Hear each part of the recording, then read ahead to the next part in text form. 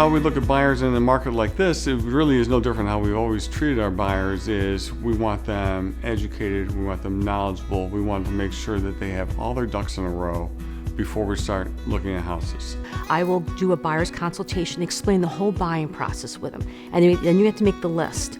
What are the deal breakers and what are not? We're always about the plan and making sure we're meeting all the things that's really important to our client, because it's all about the client.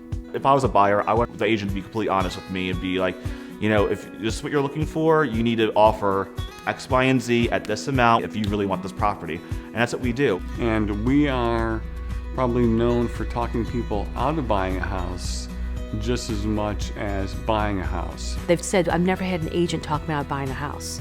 I'm like, but you shouldn't be paying 40% over ask. Let them pay it. We're not going to be that crazy. Clients just get caught up in the hysteria of stuff. It's our job to kind of bring down, you know, the adrenaline and the emotion and kind of make you think of this as a business transaction. We always want to think about resale.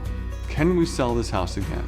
If some life event were to occur, they could call us up and say, we need to sell our house, and we can say to them, no problem, because we think it's a great house in a great area and there'll be a lot of buyers for it.